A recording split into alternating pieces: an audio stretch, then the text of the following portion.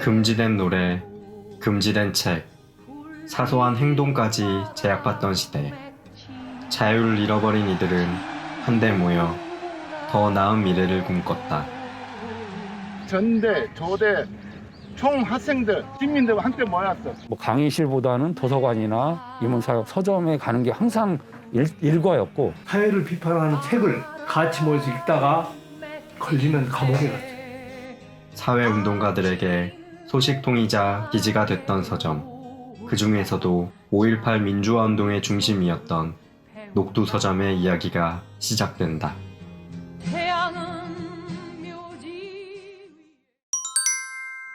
책이 가득한 이곳, 5.18 민주화운동에 관련된 자료를 찾기 위해 제작진은 남양주시의 한 도서관을 찾았다.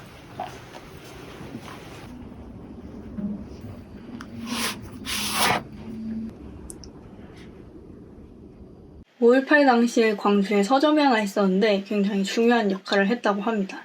실제로 시민 걸기 대회, 투사해보 등이 여기서 시작됐다고 하는데요. 이 책은 당시 서점을 운영했던 정연의 김상윤 부부와 동생 김상식 씨가 실제로 겪었던 일을 직접 집필한 것이라고 합니다. 책 녹두서점의 5월에는 5.18 당시의 기록이 생생하게 남아있었다. 지금에서는 상상도 할 수 없는 1980년의 그날, 녹두서점에서는 도대체 어떤 일이 있었던 것일까? 네, 어서 오세요. 먼 데서 오시느라고 고생합니다. 1980년 녹두서점에서 활동을 했고요. 당시 저는 중학교 역사교사인 정연입니다. 녹두서점 77년도에 만들어서 했고 80년 5월 17일 날 저녁에 사전 예비검속도에서 보안대 지하실로 갔던 김상윤입니다.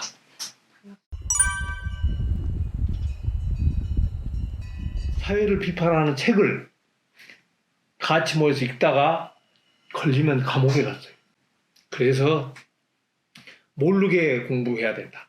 역사인식이라든가 또 철학이라든가 노동 문제라든가 그렇게 이제 책까지 사서 공부해 가면서 이제 후배들하고 공부를 하고 그랬는데, 만약에 이것이 드러나게 되면 나 하나 때문에 그동안에 양성된 상당히 많은 학생들 명단이 전부 저들에게 알려질 가능성이 있고, 그래서 이제는 내가 뒤로 빠져나와야 쓰겠다.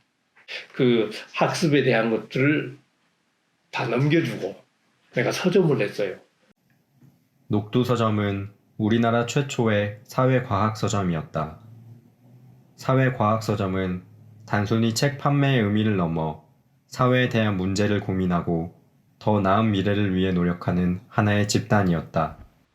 이러한 특성 때문에 자연스레 군사정부의 표적이 되었고 활동에 조심스러울 수밖에 없었다. 그는 무슨 말인가 하고 나를 쳐다보다가 교실에는 구두를 벗지 않고 그냥 들어간다고 하였다. 결혼은 하였을까? 부산 공대 1학년 박진호, 어머니가 돼지국밥집 하시지? 빨리 도망치자! 영화 변호인에서 진우는 독서 모임 활동 중 갑자기 들어온 경찰에게 잡혀가 고문을 당했다. 이적 표현물이 담긴 불온서적을 읽었다는 이유였다. 그러나 당시 불온서적이라 불렸던 책은 자본론, 전환시대의 논리 등 지금 너무나도 쉽게 찾아볼 수 있는 것들이었다. 과거 군사정부의 과도한 억압이었던 것이다. 1980년 5월 17일 밤, 녹두서점에 전화가 한 통 걸려왔다.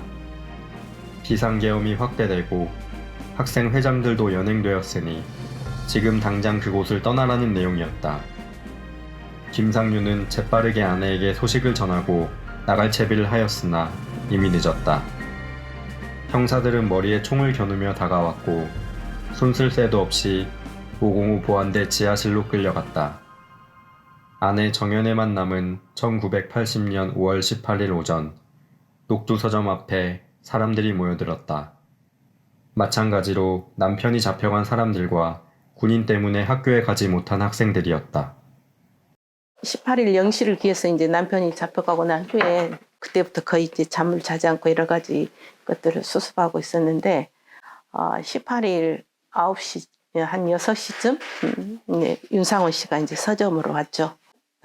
전남대학교 정문에서 학교로 등교하고자 하는 학생들을 개헌군들이 이유 없이 난타하고 있다. 그때부터 이제 거기서 일어나는 상황들을 계속 전화로 알려주면 이제 제가 이렇게 쭉 그 메모를 해갔죠. 근데 이제 우리가 봐도 이건 너무나 험악해요.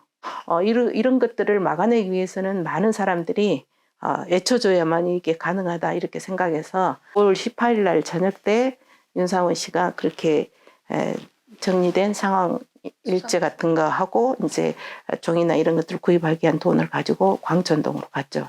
처음에는 그냥 민주회보 비슷하게 이렇게 나왔다가 20일부터인가 투사회보로 제호가 이제 바뀌어지게 된 거죠.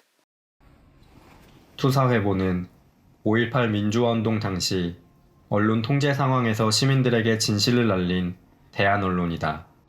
당시 서점에서는 투사회보를 유포하고 소식을 전하는 데 힘썼다. 그러나 이러한 노력에도 불구하고 광주 시민에 대한 인식은 차가웠다. 우리가 폭도가 아닌가 명예도 회복시켜야 된다. 민주정부를 세워야 된다. 그러면서 우리가 여기서 만약에 빈틈을 보이면 더 많은 어떤 학살로 돌아올지도 모르니까 시민들이 질서정연하게 그런 것들을 가시적으로 눈앞에 이렇게 딱 보여주는 것이 바로 골기대였었기 때문에 그 골기대를 열심히 조직하고 진행할 수밖에 없었죠. 이곳은 시민궐기대회 당시 광주를 되찾으려는 사람들이 가득했었다. 여기가 산모관이요. 산모관 사람 죽은 거 시체들 여기서 보관했고 망울동 다 갔지. 여기가 도청. 여기 분시대. 그때 계셨었어요 여기? 그때 그때 중학교 3학년 때. 뭐 지금 학교 끝나고 바로 숙제 엄청 많이 내주고 얼른 집에 들어가라고. 전대, 조대, 총 학생들, 시민들 함께 모였어. 녹두서점 가보셨어요? 다 가봤대. 전라도청에서 도보로 5분 이내에 위치했던 녹두서점. 그러나 지금은 흔적을 찾아볼 수 없다. 아니 남은 게 아예 없네. 5.18 사적지 비석만 홀로 남은 이곳. 민주화 운동의 중심이었던 녹두서점은 왜 사라졌을까?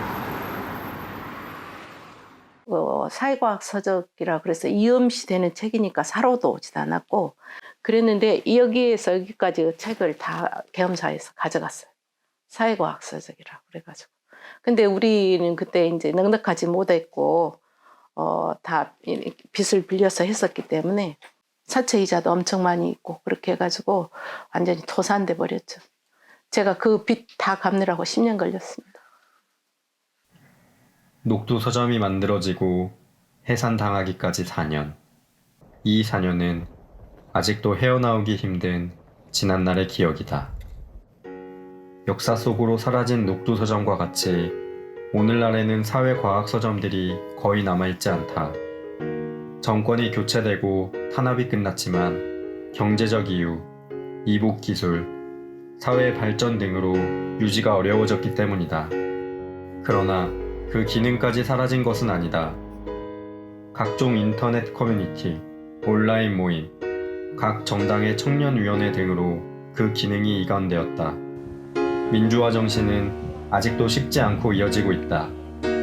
이제는 우리가 그들의 외침을, 바람을 올바르게 전달할 때이다.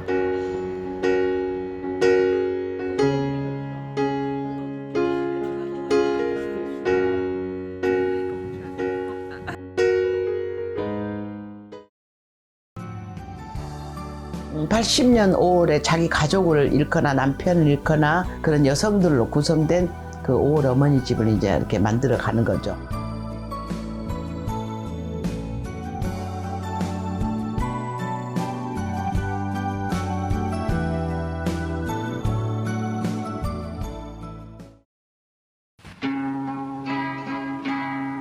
혹시 무슨 노래인지 알 것 같아? 아니 나 처음 들어봐. 영혼 결혼식이었거든. 어? 영혼 결혼식? 신부는 22살, 신랑은 29살에 세상을 떠났어. 한평생 나가자